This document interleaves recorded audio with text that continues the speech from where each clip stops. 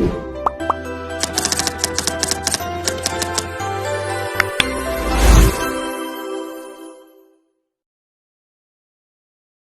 day everyone! Today we will talk about the space before the Big Bang. So let's start. What is the evidence for a Big Bang? The universe has not existed forever. It was born. Around 13.82 billion years ago, matter, energy, space, and time erupted into being in a fireball called the Big Bang. It expanded and, from the cooling debris, there converged galaxies, islands of stars of which our Milky Way is one among about 2 trillion. This is the Big Bang theory. A universe popping into existence out of nothing is so bonkers that scientists had to be dragged kicking and screaming to the idea. But the evidence is compelling. The galaxies are flying apart like pieces of cosmic shrapnel, and the heat of the Big Bang is still around us, greatly cooled by cosmic expansion. This afterglow appears not as visible light but principally as microwave radiation. The cosmic background radiation, which was discovered by radio astronomers in 1965. Where did the Big Bang happen? When a stick of dynamite explodes, the detonation occurs in one place and shrapnel flies into the void. In the Big Bang, there was no center and no pre-existing void, so it didn't happen at any location. Space itself popped into existence and began expanding everywhere at once. Astronomy looks often liken the universe to a rising cake, with raisins representing galaxies. As the cake grows, raisins recede from each other, with no center of expansion, just like the Big Bang. But of course, a cake has an edge, unlike the universe, which may go on forever. No analogy is perfect. Was the Big Bang a one-off? In the beginning of the Big Bang, there was the inflationary vacuum. When it doubled its volume, it doubled its energy. When it tripled its volume, it tripled its energy. If banknotes were like this, and you pulled apart a stack, ever more would appear. Physicists call inflation the ultimate free lunch. The inflationary vacuum expanded ever faster, but it was a quantum thing. And quantum things are fundamentally unpredictable. Randomly all over the inflationary vacuum, parts of it decayed into ordinary, everyday vacuum. Think of tiny bubbles forming in a vast ocean. In each bubble, the inflationary vacuum disappeared, but its enormous energy had to go somewhere.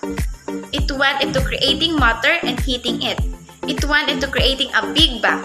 Our Big Bang universe is merely one such bubble among a possible infinity of other Big Bang universes and the ever-expanding inflationary vacuum. To start all this, a chunk of inflationary vacuum of only a kilogram was needed. Incredibly, the laws of quantum theory permit this to pop into existence out of nothing. What are the problems with the Big Bang theory? The basic idea that the universe began hot and dense and has been expanding and cooling ever since is uncontrovertible, but cosmologists have had to make tweaks to the theory to account for certain observations.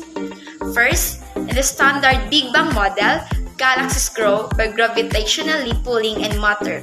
But if this were the only thing going on, it would take much longer than 13.82 billion years for them to form. Astronomers fix this by postulating that the visible stars and galaxies are outweighed by a factor of 6 by invisible dark matter, the extra gravity of which speeds up galaxy formation. Second, the basic Big Bang predicts that the gravitational attraction between the galaxies acts like a web of elastic, showing cosmic expansion. However, in 1998, astronomers discovered that the universe's expansion is speeding up.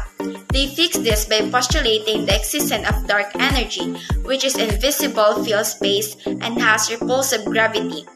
A final tweak to the basic theory is needed to explain why the universe has the same temperature everywhere. To account for this, astronomers think that the universe early and was smaller than expected, then underwent a superfast expansion at its first split second and inflation. This was driven by an inflationary vacuum, a high-energy version of the vacuum that exists in space today. What happened before the Big Bang? The twin pillars of modern physics are Einstein's general relativity and quantum theory. The former reigns supreme in the large-scale universe, while the latter orchestrates the small-scale world of atoms and their constituents. They have resisted a merger, which is a problem because, in the Big Bang, the universe was small. To understand how it emerged, it is essential to unite Einstein theory with quantum theory. The best candidate is string theory, which views the basic building blocks of reality as tiny strings of mass energy, vibrating in 10-dimensional space-time. Only if we obtain such a theory will be able to answer the ultimate questions: what is space? What is time? What is the universe? And where did it come from?